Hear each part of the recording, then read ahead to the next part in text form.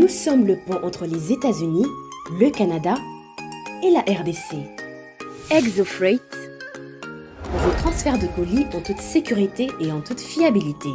Notre particularité est que pour vos différentes commandes des véhicules neufs ou usagés et autres colis, nous effectuons l'achat à partir des États-Unis, du Canada et nous livrons en un temps record en République démocratique du Congo. Nos adresses, aux États-Unis, 1000 Montana Drive, Charlotte NC, 28216. Au Canada, 6377, Boulevard Monk, H4, E3, H8. À Kinshasa, au numéro 32, avenue Kitona, quartier Rigeni, commune de Lemba, et bientôt à l'est de la RDC. Avec ExoFreight, il n'y a plus de limites.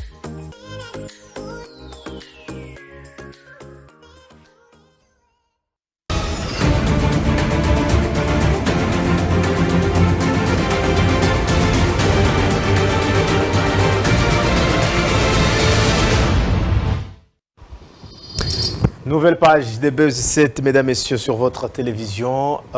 Magazine d'analyse d'actualité de la semaine en République démocratique du Congo. Aujourd'hui, nous avons l'honneur de recevoir sur ce plateau Monsieur Henri Kalala. Il est cadre de l'action des bâtisseurs pour la démocratie et le développement. Il nous fait l'honneur de répondre à nos questions ce soir, mesdames et messieurs. Cher Henri Kalala, bienvenue. Merci. Daniel, après un long moment, très bien. On se revoit quand même à Kinshasa. Franchement. Merci de nous recevoir chez vous. Alors, avec vous, on va analyser un peu la situation politique et surtout avec la francophonie qui s'est clôturée déjà depuis les dimanches. Nous allons parler du processus électoral en cours en République démocratique du Congo et parler également de ces partis politiques qui est action de bâtisseurs pour la démocratie et le développement. Vous étiez au Lualaba, vous étiez en Mbuji-Mayi, on va également revoir ce qui est comme réalisation, n'est-ce pas, en termes de mandat de Félix Tshisekedi jusqu'ici. Alors, vous venez fraîchement de Mbuji-Mayi, commençons d'abord au Lualaba. Comment va la province? Oui, la province du Lualaba, depuis un bout de temps, on connaît ce qui est comme l'intérim qui a perduré au-delà de la loi en République démocratique du Congo, mais c'est une situation qui est purement politique. La province évolue tant bien que mal avec cette situation-là, les gens commencent à s'habituer et tout, mais c'est cette province qui a connu également un moment l'euphorie avec une ordonnance qui est sortie tout de suite. Très bien, et il y a les uns qui ont dit que c'est une vérité, les autres disent que c'est pas vrai. Et c'est pas à nous aujourd'hui de répondre à cette question. Il appartient à celui qui a signé ce décret, si c'est vrai ou pas, de nous dire que c'est vrai ou pas. Mais il y a quand même une chose qui est vraie qu'on doit constater en tant que citoyen et en tant qu'homme du peuple et politique en même temps. Surtout. Ce qui se passe au Lualaba, c'est une situation qui n'est pas normale. Très bien. Qui n'est pas normale au regard de la loi. Et c'est une situation qui doit changer un jour. Même Madame Fifi Masuka elle-même sait qu'un jour, elle passerait. Et c'est qu'un jour, après elle, un autre gouvernement viendrait. On avait Richard Muyej-Manguez-Mons, qui est aujourd'hui parti de son propre gré, après qu'elle ait traîné beaucoup à Kinshasa. Il a décidé à un moment de démissionner afin de donner la légitimité à sa province pour que sa province ait de nouveaux dirigeants. Et la chose qu'on attend encore, on ne sait pas quand est-ce que ça aura lieu, mais de toutes les façons, ça aura lieu parce que le président de la République, Félix Antoine Tshisekedi Tshilombo, c'est quand même un respectueux des textes. Je crois qu'il connaît la situation. Il y a peut-être des urgences dans ce pays. La population se pose la question. Ça bloque ou qu'est-ce qui bloque? Et c'est pas à quel niveau ça bloque, mais c'est au niveau de Kinshasa de toutes les façons. C'est Kinshasa qui doit prendre la décision. Quand est-ce que on va mettre fin à l'intérim? Parce que de toutes les façons, Mme Masuka n'est pas là par sa propre force. Elle n'existe pas d'elle-même quand même. Donc je crois qu'elle-même le sait qu'un jour ça changera. Parce que vous savez, quand vous entrez dans une vie politique et que vous avez un poste, sachez qu'un jour vous partirez. En même temps que vous entrez, vous préparez votre sortie. On avait Daniel Asselo qui a laissé cette situation. Un jour, Daniel est parti. Nous avons aujourd'hui Peter Kazadi qui trouve cette situation. On ne sait pas comment, lui aussi à son niveau, va-t-il gérer. Il n'y a pas seulement la province du Lualaba. Nous avons également la province du Kasaï oriental. Le gouverneur venait d'être déchu sans être entendu encore une fois. C'est qu'il y a une aberration de la loi parce qu'il est quand même dit, avant de déchoir un gouverneur, vous allez quand même en tant qu'assemblée provinciale lui donner des moyens de sa défense. Kabeya Machabili est parti, j'étais en Bujumaï, il est parti sans être attendu. Et on a même scellé le gouvernorat. C'est une situation qui n'est pas tout à fait Est-ce qu'il est bloqué normale. pour répondre? Il y a ceux qui pensent que c'est lui qui essaie un peu de se mettre dans des manœuvres dilatoires pour profiter un peu du temps. Mais vous savez, un gouverneur de province est une émanation de l'Assemblée provinciale. Ouais. Donc, il suffisait tout simplement, comme je le disais, pour le cas de Lualaba, pour le cas du Kasaï et d'autres provinces qui connaissent encore le problème de manque de titulaires dans ces provinces-là, de l'inviter carrément, parce que c'est leur émanation, c'est leur fabrication pour que les gens comprennent. Quand un gouverneur est gouverneur, donc c'est une fabrication de l'Assemblée provinciale. C'est leur bébé, c'est leur enfant au regard de la loi. Vous n'avez qu'à appeler l'enfant pour nous dire qu'est-ce qui ne va pas, qu'est-ce qui ne va pas. Donc, ce sont des questions très simples. C'est un exercice démocratique, mais qui, dans nos provinces, n'est pas respecté, malheureusement. Vous êtes analyste politique, mais pourquoi cette question revient toujours dans nos assemblées provinciales? Cette difficulté dans nos provinces, à mon humble avis, est située à deux niveaux. Okay. D'abord, au regard de la loi elle-même pose généralement problème. Même le président de la République, Félix Antoine Tshisekedi, l'a reconnu. Oui. Imaginez qu'un président soit ici à Kinshasa, il l'a dit lors de sa dernière intervention avec Tina, si je ne m'abuse pas. C'est ça. Il dit que vous pensez qu'un président soit ici et que son représentant est éjecté en province et que le président de la République, en tant que garant des bons fonctionnements des institutions de la République, n'est pas au courant. Wow. C'est quand même de la négligence. C'est quand même un manquement du respect de l'institution président de la République. Qui qu'il s'appelle, qu'il soit Félix Tshisekedi, qu'il soit Joseph Kabila, qu'il soit Henri Levautre Kalala un jour. Donc, c'est manque du respect envers la personne du chef de l'État qui est le garant des bons fonctionnements des institutions de la RDC.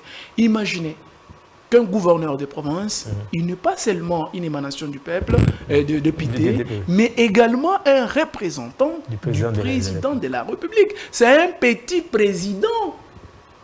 Pourquoi je vais quand même donner des pistes de solutions parce que les présidents en cherchaient d'ailleurs. On va en trouver ici. Mais de la même manière que le président est protégé au regard de la loi par rapport à l'Assemblée, je crois qu'on trouverait la même formule pour le gouverneur dans nos provinces. C'est le modèle qui doit être copié. C'est le modèle qui doit être copié pour arriver à sécuriser les gouverneurs de province. Mais on va y arriver. Je dis que c'est au regard de la loi. Donc la loi autorise aujourd'hui de démettre un gouverneur, de déchoir un gouverneur, et sans pour autant informer même les garants des bons fonctionnements des institutions. Malheureusement, c'est la loi que nous avons votée, que nous l'ayons acceptée ou pas, parce que la loi a suivi le processus et qu'on a accepté que c'est la Constitution qui est en application. Même le président de la République, qui s'appelle Félix Tshisekedi ou quelqu'un d'autre, n'a pas droit de dire aujourd'hui, bannissons cette loi. La loi doit suivre le processus avant qu'elle soit changée. Vous voyez, il se sent coincé à cette difficulté-là. Et donc, il faut arriver à enlever cette difficulté dans la Constitution de la République, parce que nous avons vu les défaillances aujourd'hui qu'a cette loi. En l'appliquant, on freine même le développement de nos provinces. Parce que quand un gouverneur fait une année, il a un projet, il ne sait pas le terminer, on l'a éjecté, on a un autre. Il y a une province de la République qui connaît déjà, par exemple, la province du Kasaï central. Je crois, depuis 6 gouverneurs aujourd'hui.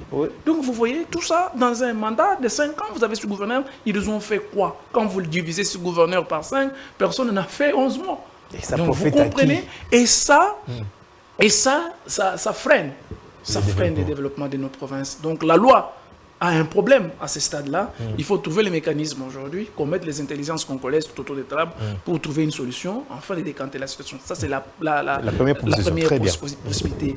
La deuxième possibilité, ou l'assertion qui fait qu'il y ait des difficultés dans nos provinces, c'est également au niveau de Kinshasa. Je ne comprends pas, à mon humble avis, comme on contredise ici, qu'un gouverneur de province quitte sa province sur invitation du ministre de l'Intérieur.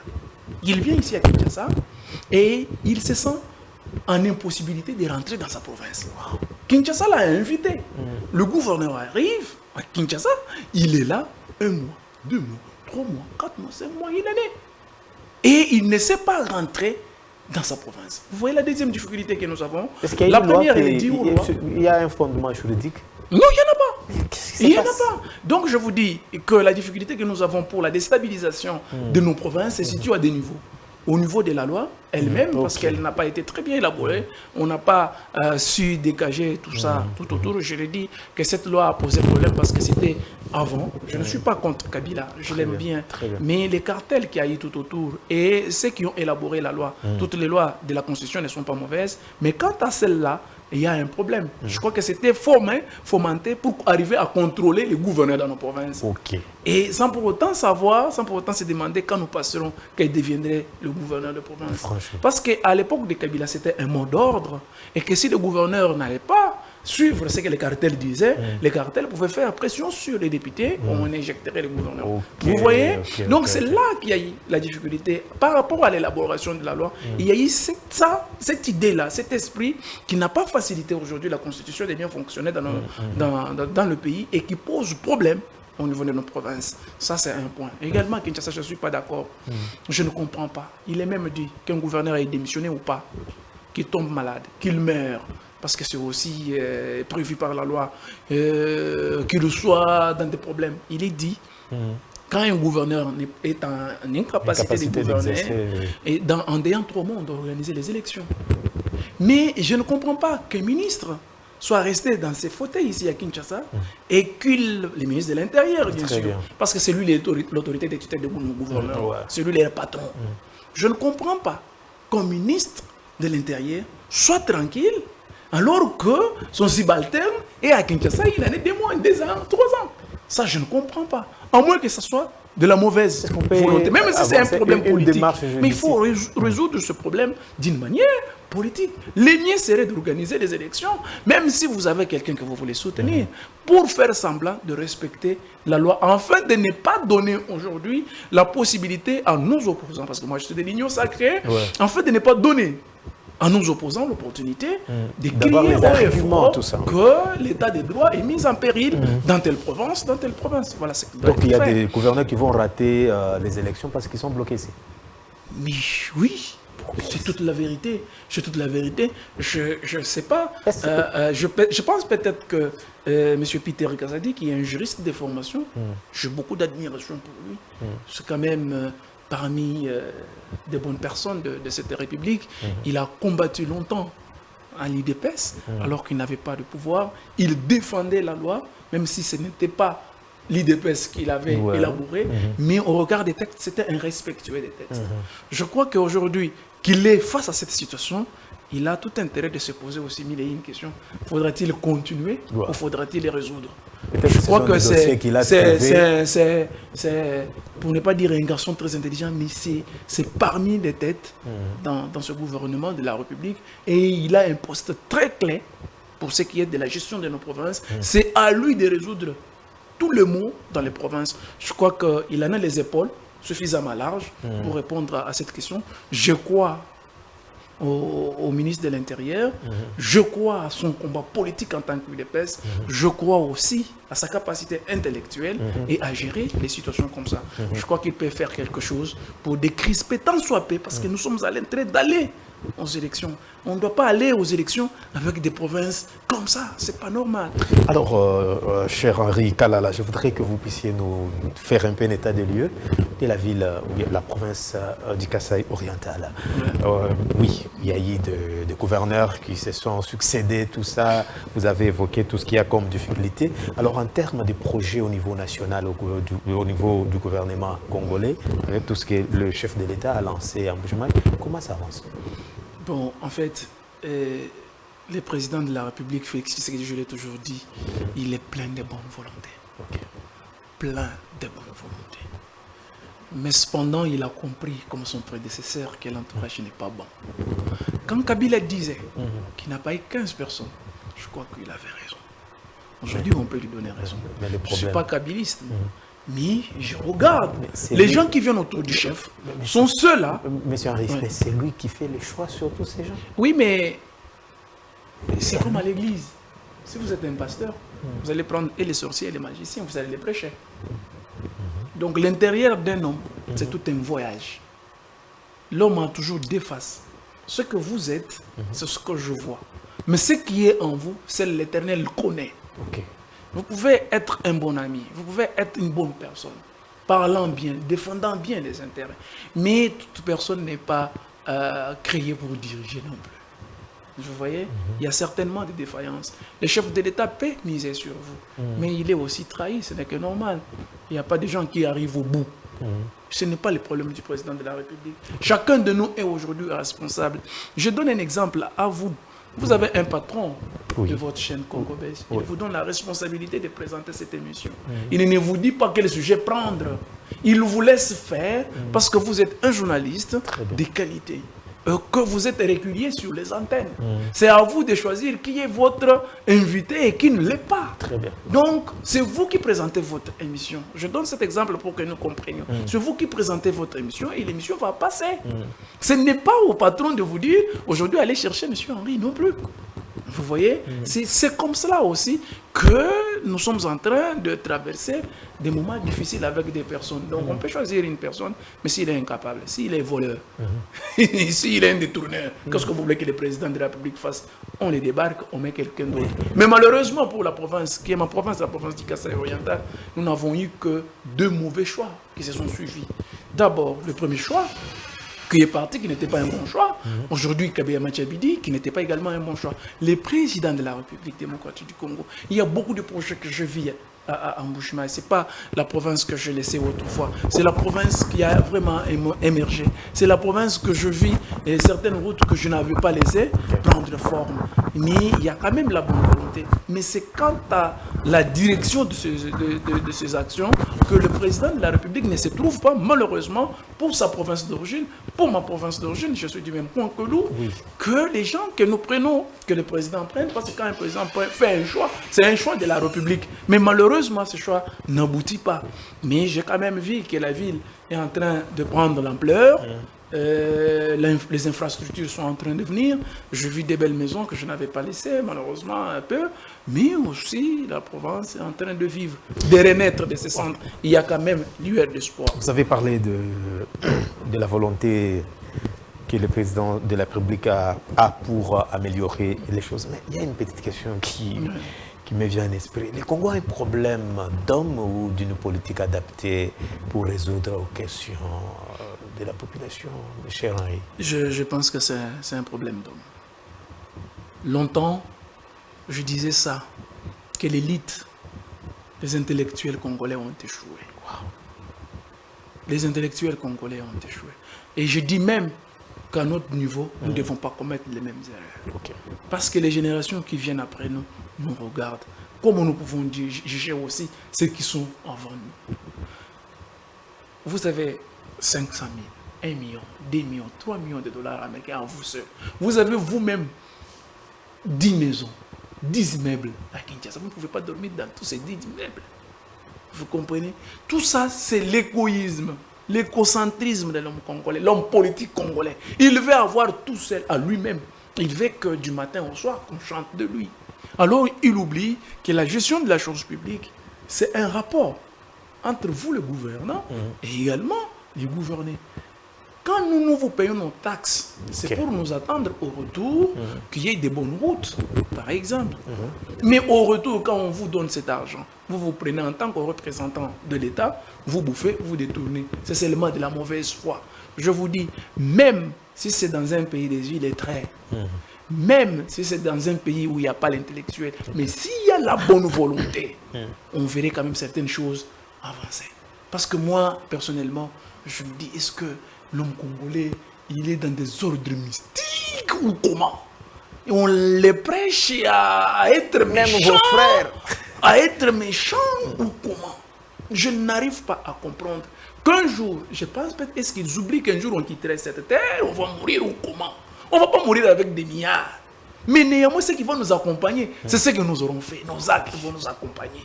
On sait que celui-là a travaillé pour sa République, il a fait quelque chose de... C'est ça qui va nous accompagner. Les millions, les bâtiments, les immeubles, tout ça, ça va laisser, ça va rester. Et par contre, ce sont les enfants qui viendront, qui vont gaspiller tout ça et vendre et boire à tue-tête. Et donc, moi, je pense que ce n'est pas un problème de la politique, mais c'est un problème d'homme. Il faut trouver l'homme qu'il faut à la place qu'il faut. C'est ce que je dis même. Je lance un appel à tous les Congolais de comprendre qu'il est temps de renouveler seulement cette classe politique. C'était ça ma question par rapport à votre lecture, par rapport à tout ce que vous venez d'évoquer ici. Est-ce que vous êtes fier de cette législature, 4 ans bientôt, dans quelques mois? Est-ce que vous êtes fier de tout ce qu'il y a comme députés? Non, je parle d'abord de mandat. Des députés. Oui, des députés, leur gestion, leur travail, surtout en province. Parce que non, je ne suis pas fier. Je ne suis pas fier de députés. Vous regrettez de les avoir comme honorables? Pas tous. Ah, ok. Allez-y. Pas tous. Mais même... d'une manière générale, nous sommes déçus. Nous sommes déçus parce que près de 11 provinces sont déstabilisées. Alors qu'on les appelle honorables. Et même dans les provinces où c'est déstabilisé, où les institutions, la gestion est compliquée, la cohabitation entre les deux institutions, gouvernorat, assemblée provinciale pose problème, il y a toujours des députés de bonne foi. Des gens qui se battent. Vous comprenez qu'ils sont enclavés dans un système. Comme ça passe par les choix, par le vote, qui par contre c'est un vote truqué à la veille. Quelle que soit votre bonne volonté, ils sont là-dedans. Mais je vous dis, mon frère, que j'ai connu de bons députés dans nos provinces, ils existent. Mais il y en a des très mauvais. Il y a des députés qui aujourd'hui, quand ils commencent à construire sa maison, et qu'ils voient qu'il ne peut pas terminer cette maison, demain, motion d'information à l'Assemblée. Monsieur le gouverneur, monsieur le ministre. Vous avez suivi des audios qui circulaient par rapport à la question de quelle province? Je vous révèle. Tanganyika. Je vous révèle même une anecdote. En Boujmaï, où je viens. Okay. Quand on fait partie du gouverneur Kabaya Machabidi, certains députés auraient recommandé auprès du vice-gouverneur leurs frères, leurs sœurs pour les engager au gouvernorat. Sinon, elle aussi va sauter. Oh non. Je vous dis, c'est des réalités que je vécu. Mais que voulez-vous? Que voulez-vous? Nous sommes dans ce système-là où les députés croient que quand il est député, il est permis à tout faire. Et quand sa maison n'est pas achevée, il faut s'attaquer au gouverneur parce qu'il sait que le gouverneur va m'appeler le soir. C'est pourquoi je dis, il faut qu'on arrive à trouver un mécanisme pour sécuriser le gouverneur des provinces. Parce que chaque fois qu'on laisse ces gouverneurs aux prises avec les députés, et que la loi les autorise à faire ce qu'ils font, ce n'est pas mauvais, c'est la loi qui les dit. La loi dit. Mais il faut arriver à protéger ce gouverneur. Je crois que le président de la République a déjà compris cette difficulté. Et que peut-être au second mandat, on trouverait les solutions pour pouvoir pallier. Mais moi, j'en ai déjà 2 ou 3 solutions par rapport à cette difficulté qu'il y a dans nos provinces. Moi, je pense qu'il faut respecter le président de la République. En quoi dans nos provinces? C'est-à-dire en protégeant le gouverneur. Comment on doit protéger le gouverneur? Je donne un modèle du président de la République. Vous êtes au courant que le président de la République démocratique du Congo n'est pas responsable devant le Parlement? Très bien. Tout comme le gouverneur ne peut pas aussi être responsable devant l'Assemblée. Ce serait une bonne manière de le protéger. Il ne sera pas un petit Dieu dans la province où il va tout faire au nom de... Non, j'aime qu'il y ait contrôle. J'aime que les assemblées provinciales existent parce que c'est un moyen de contrôle. Parce qu'on ne peut pas avoir un gouvernement qui du matin doit se permettre de tout faire. Mais il faut avoir les mécanismes pour pouvoir sécuriser d'abord la personne du gouverneur. Ils peuvent faire pression sur le reste des ministres. Parce que ce sont les ministres qui gèrent les secteurs. Ce n'est pas les gouverneurs. Le gouverneur imprime sa politique. Et la politique du gouverneur est exécutée par les ministres sectoriels. Si c'est pour construire les routes, ce n'est pas les gouverneurs qui cherchent les entreprises qui vont travailler là-dessus. C'est les ministres des infrastructures qui vont engager.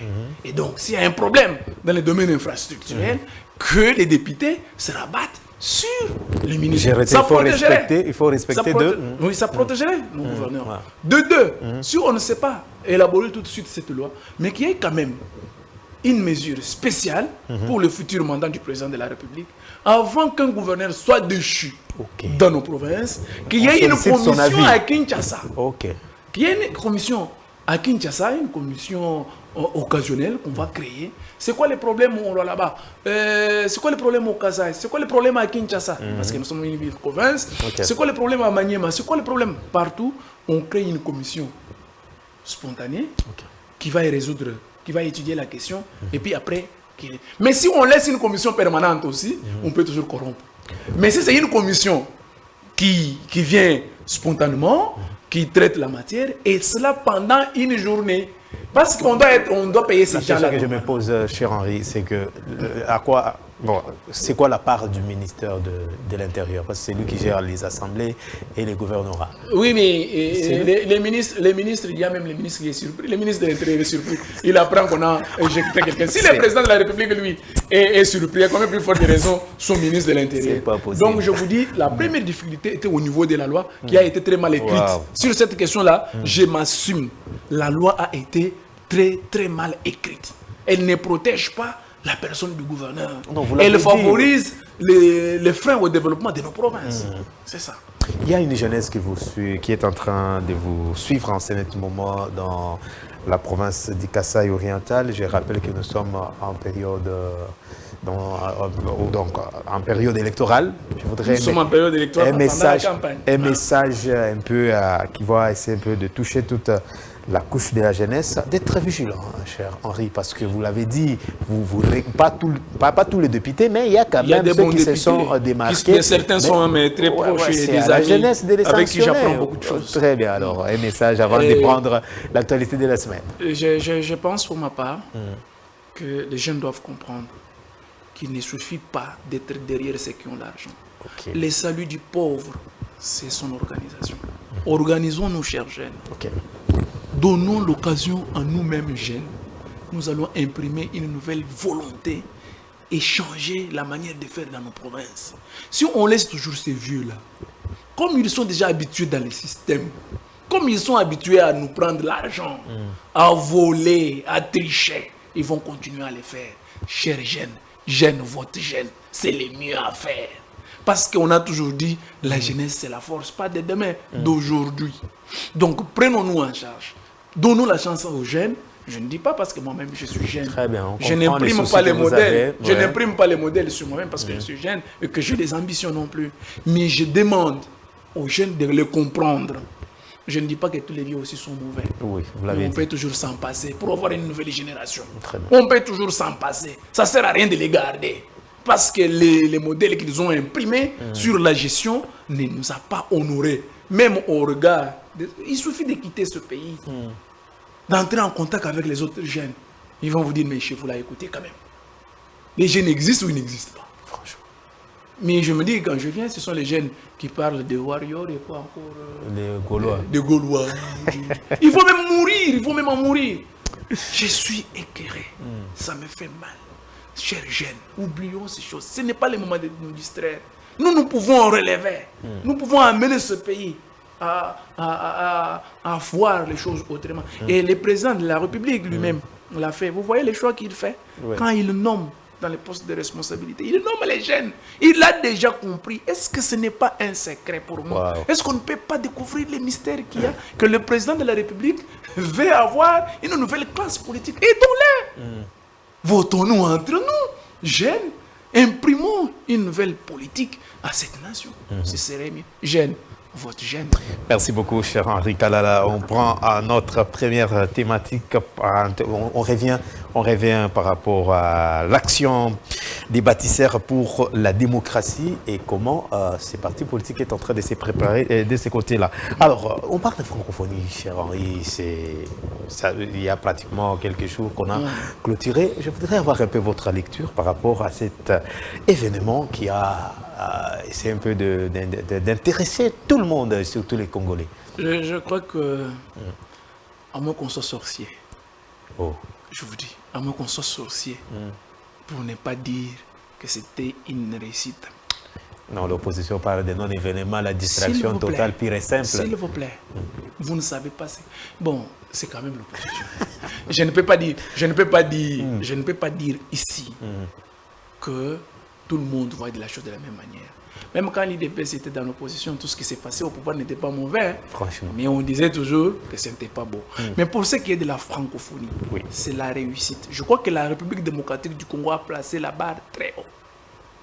Les prochains jets de la francophonie, je crois qu'il faut venir se ressourcer en RDC.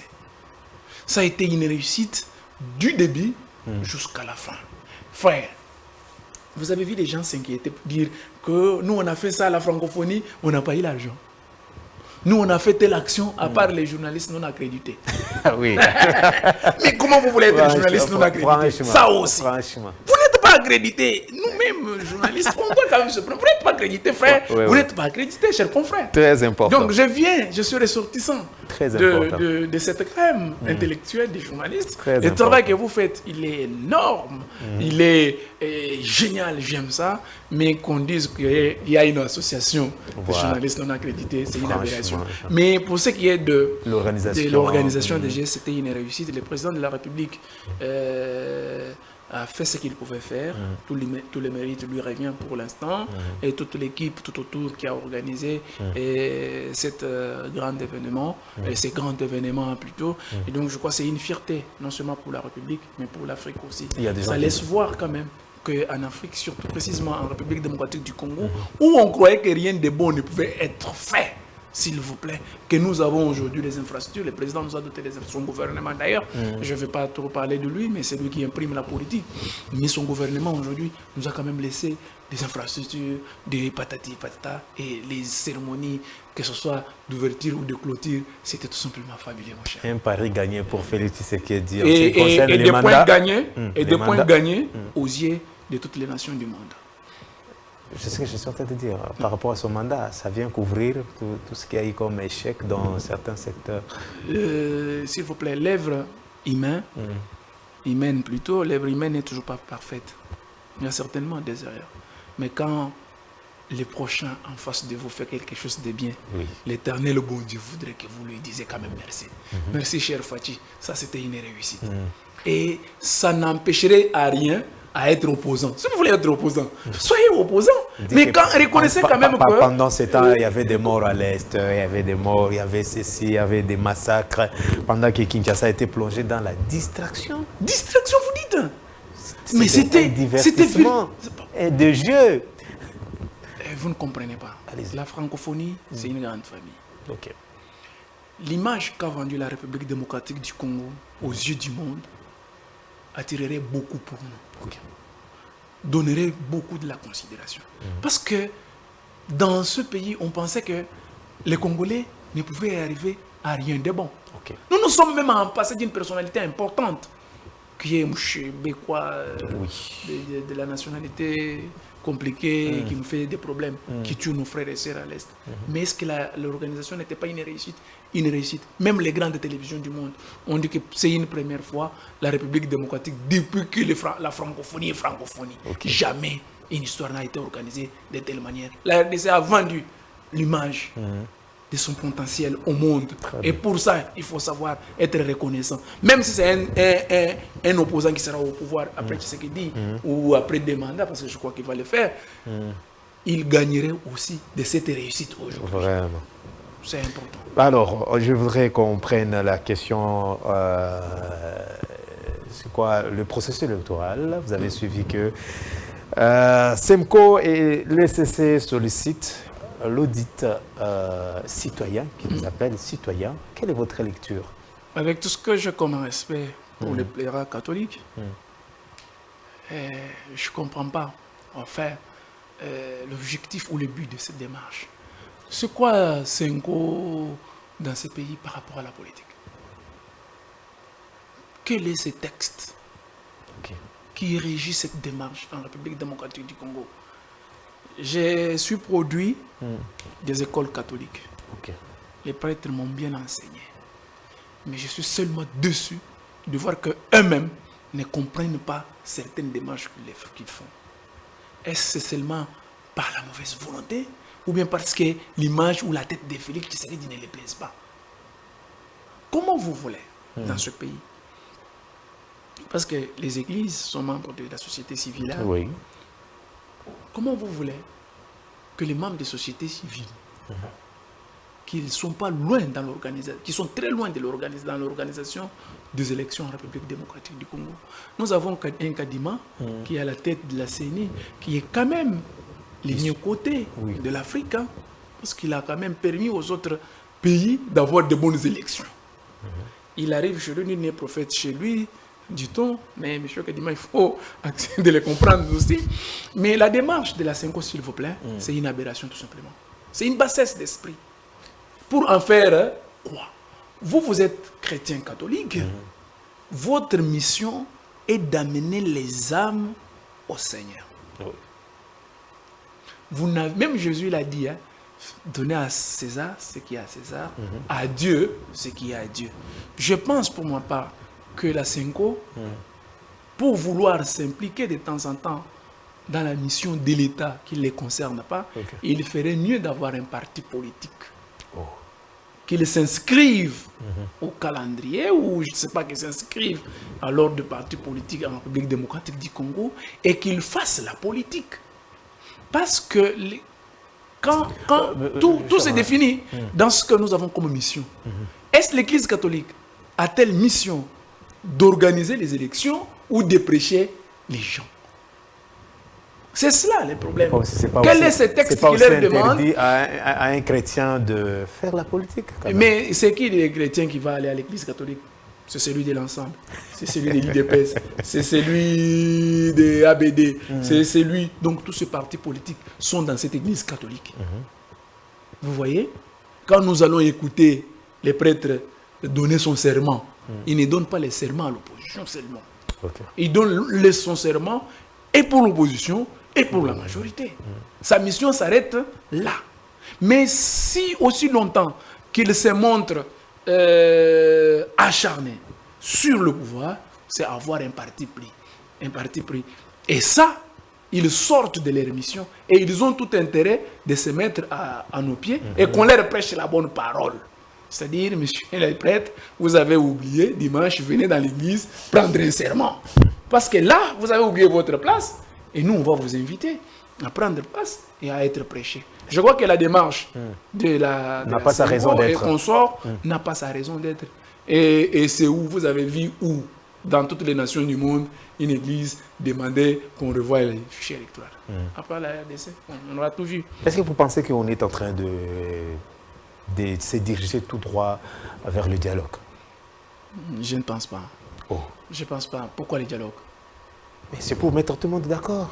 Pour éviter les chaos. On est en démocratie. Ouais. Vous êtes bon présentateur d'émission. Allez-y. Là, à la maison, quand on regarde, il y a les gens qui disent il y a Zarabou, ça va bien. Allez-y. Les autres vont dire non, c'est un bon présentateur, laissez ce jeune homme, il est en train d'exceller. Il n'y aura pas l'unanimité. Jésus-Christ lui-même, Dieu Tout-Puissant, quand il est descendu sur cette terre, ses frères l'ont livré. Il n'y aura jamais les gens, qu'il y ait dialogue ou pas. Même si on va mettre tout le monde, qu'on dise Katumbi, prends les premiers, ça, Fayoulou, prends ça, Terre, prends ça. Et puis il y aura toujours un groupe de gens qui va dire, nous on n'a pas été considérés. Donc je ne vois pas l'intérêt d'avoir un dialogue. Tout le monde ne sera jamais d'accord. Je crois qu'il est temps d'avancer tout simplement. Il y a les gens qui vont crier, ils vont crier. On n'a pas vu dans ces pays l'IDPS dire qu'on ne va pas aux élections, il y a eu des élections. Il y a eu des élections dans ces pays Kabila a organisé. Et les pays ne s'étaient pas arrêtés. Je ne vois pas l'intérêt. Il faut toujours y aller. Les chefs de l'État, nous avons au moins un président qui exprime tout ce qu'il pense, qui dit tout ce qu'il pense tout haut. Il faut lui donner la chance. Parce que je vous dis, l'organisation des élections pour l'IDPS, c'est un défi. Pour l'IDPS, l'organisation des élections, c'est un défi. Quand Kabila ne voulait pas organiser les élections, quand il y a eu glissement, qu'est-ce que nous n'avions pas vu? Qu'est-ce que nous n'avions pas entendu? Quelle marche n'a pas été organisée dans ce pays? Et vous voyez l'IDPS arriver au pouvoir, ne pas organiser les élections? Je ne pense pas. Sinon, ce serait contre même l'idéologie, contre les combats qu'eux-mêmes ont menés. Parce qu'ils nous ont laissé un héritage. Quand les choses n'allaient pas dans ces pays, c'était eux les premiers à dire que ça n'allait pas. Je crois qu'ils ont tout intérêt. Je ne vois pas la place de dialogue. Il faut aller aux élections. Donc, action pour les bâtisseurs, pour des bâtisseurs pour la démocratie et le développement, et sur qu'il y aura les élections Mais en 2023. la raison pour laquelle nous avons eu la représentation à travers la République, nous sommes quand même un grand parti politique. Nous avons, nous avons les camarades partout à travers la République qui ont exprimer leur volonté de participer à ces élections. Nous sommes quand même, nous partons avec INC dans notre regroupement. Nous sommes le deuxième parti après INC à avoir un grand nombre de représentants à travers la République démocratique du Congo. Donc ABD qui est le parti politique cher Jean-Marie Chizaïnga, qui est l'autorité morale, et le président national c'est Cédric Chizaïnga. Je crois que nous avons organisé les choses de la bonne manière et nous allons arriver à ces élections et rafler d'importants en poste au niveau des provinces, au niveau national, pour faire voir quand même que la jeunesse est debout pour réorganiser et sauver. Il ne reste que ce qui reste de cette nation. Je pense que la jeunesse est bien représentée dans tout... Je vous dis, partout au travers de la République, ce sont les jeunes. Pour la plupart, tous sont moins de 40 ans.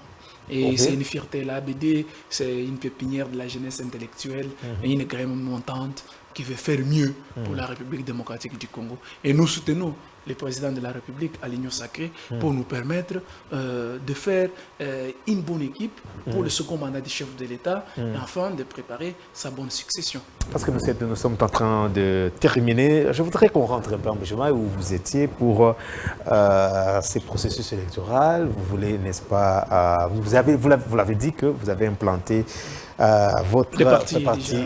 Il existait derrière. Okay. Ce n'est pas que je suis allé l'implanter. ABD existait déjà en Bujumaï. Ce n'est pas un parti politique nouveau qu'il faut présenter. Non, non. ABD existait déjà en Bujumaï. Moi, j'ai exprimé ma volonté, étant le fils du terroir, un ressortissant de là, déjà cadre ABD.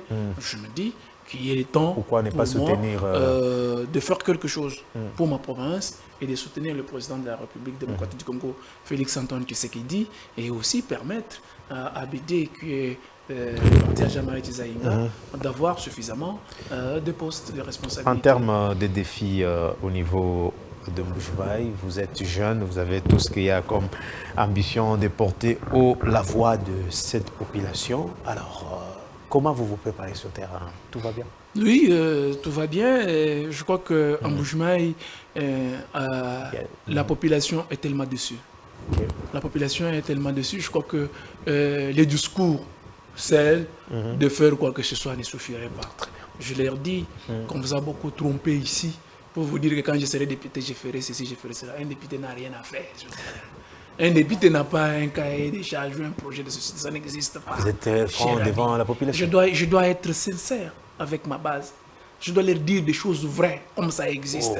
Je ne voudrais pas avoir un discours démagogique pour eux. Il faut leur dire des choses vraies, comme ça se présente. Un député n'a pas une route à construire. C'est de l'apanage du gouvernement provincial. Et ce sont des routes du ressort national. Et c'est le gouvernement de Kinshasa qui va faire ce travail-là. Notre travail, nous, en tant que députés, c'est de légiférer des lois. Si c'est au niveau national ou c'est au niveau des provinces, de présenter les aléas de nos populations. C'est-à-dire là, ça ne marche pas. Il faut ça pour notre province, il faut ça pour notre base, il faut ça. C'est ça qu'un député. Ce n'est que la voix des sans-voix. Un député, c'est lui qui va plaider pour sa base. Et qui rappelle quand même au gouvernement central, au gouvernement provincial, que vous nous avez promis de faire telle chose. Attention, l'État est en train de courir. Il faut faire vite pour qu'on ait l'eau, pour qu'on ait les courants, pour que les routes soient bien asphaltées, afin de relier nos villages à la province. C'est ça le travail d'un député. Et je l'ai même dit que ça dépendait de moi. Il ne faudrait pas qu'un député en République démocratique du Congo ait les émoluments. Oh non, mais attendez. Je vous dis, il fallait faire comme en Chine. Un député chinois n'a pas un salaire. On le fait par apostolat, par amour. C'est cela. On le fait par apostolat et par amour. Si vous aimez représenter votre province, aimez d'abord votre province. Si nous mettons l'argent devant, voilà les conséquences dans notre province. Voilà les conséquences au niveau de Kinshasa. Je crois qu'il faut même diminuer sensiblement ce que les émoluments que les députés touchent pour leur permettre de voir les nations. Vous voyez, vous savez, on est à combien pour 500 postes à Kinshasa? Nous sommes dans les 2000 quelqu'un. Vous voyez?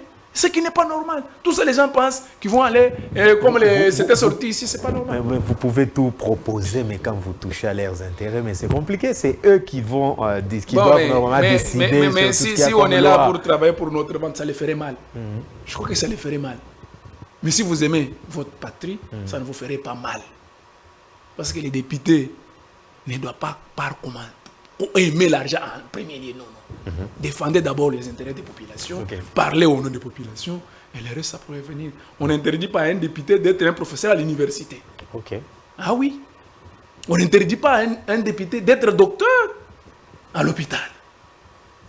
Donc, mais quand vous êtes député, il nous reste 2 minutes, cher Henri Kalala. Qu'est-ce qu'on retient pour aujourd'hui? Je pense par rapport à la démarche de la Sengo, que c'est une mauvaise idée et une aberration énorme. La CENI, Kadima a déjà très bien agi, a déjà donné la réponse qui est correcte et qu'il fallait. Par rapport à l'organisation des Jeux de la francophonie, c'était une réussite. Monsieur le Président et toute votre équipe, vous avez toute notre gratitude. Merci pour cette vitrine, merci pour ce que vous avez fait de la République, pour l'image du Congolais que vous avez soigné à l'étranger. Et je n'ai pas oublié, c'est vrai, nos amis de l'Est pensaient être oubliés. Très important. On ne les a pas oubliés. Mais c'est une situation qui existait avant. Je n'encourage pas que la situation persiste, mais le président de la République et son gouvernement est en train de se battre. Vous êtes quand même sûr, vous entendez quand même que ça devient un peu de plus en plus calme. Je vous l'avais dit sur ce plateau autrefois, que ça devient de plus en plus calme. Il faut y aller. Et non seulement le pays, allons doucement et sûrement, les choses vont se poser. Ces gens-là se sont préparés il y a longtemps. Et pour les convaincre, pour les vaincre, il faut y aller aussi tactiquement et avec toute la diplomatie. Pour le processus électoral, il est engagé. Nous sommes déjà dedans. Il ne faut même pas penser à un dialogue, à une table ronde. Il faut vous organiser pour aller aux élections. Si vous ne voulez pas... Même pour terminer, cher Henri, vous avez suivi Martin Fayoul qui dit dès que Denis Kadima accepte que la SEMCO puisse auditer le fichier électoral, il dépose à l'immédiat les candidatures. Est-ce qu'on a seulement besoin que Fayoul participe à ces élections? On n'a pas besoin. Et les Sphinx limités, tu sais que Dieu n'a pas participé. Le soleil s'était levé un matin et il s'était couché ce jour-là. Donc, que Martin aille aux élections ou pas, le soleil se lèvera et se couchera. Et le train est en marche. Lui, il est déjà descendu. Qu'il laisse tranquille les autres avancer. Donc, je ne vois pas pourquoi on va... Fayoul, c'est une fabrication, s'il vous plaît, de ce qu'il y a eu à l'étranger, quand il y avait il n'a jamais accepté ça. Et tout ça. Mais qui les connaissait dans ce pays, à part les petits combats qu'il a menés au sein de l'UDPS. Alors, merci beaucoup, cher Henri Kalala, pour votre participation. C'est un plaisir pour nous de vous recevoir sur ces plateaux. Merci beaucoup, Daniel, pour l'opportunité et l'occasion que vous nous donnez. Je crois que vos portes ne seront pas fermées. Nous en avons vraiment besoin pour réveiller les consciences de nos électeurs et pour leur dire qu'il est temps de changer la classe politique. Jeune, s'il te plaît, vote jeune. Nous allons imprimer une bonne volonté, une nouvelle volonté de direction de la chose publique dans ce pays. Fin de ce magazine, mesdames, messieurs, sur votre antenne. C'est un plaisir de vous le présenter. Les plaisirs est pris, ou les rendez-vous est pris prochainement. D'ici là, portez-vous bien. Au revoir.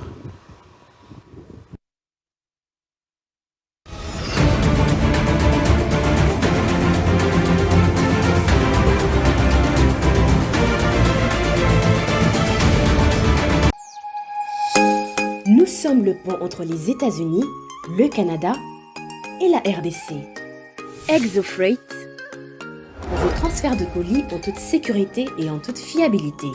Notre particularité est que pour vos différentes commandes des véhicules neufs ou usagés et autres colis, nous effectuons l'achat à partir des États-Unis, du Canada et nous livrons en un temps record en République démocratique du Congo. Nos adresses aux États-Unis, 1000 Montana Drive, Charlotte NC, 28216. Au Canada, 6377, Boulevard Monk, H4, E3, H8. À Kinshasa, au numéro 32, avenue Kitona, quartier Rigini, commune de Lemba et bientôt à l'est de la RDC. Avec ExoFreight, il n'y a plus de limites.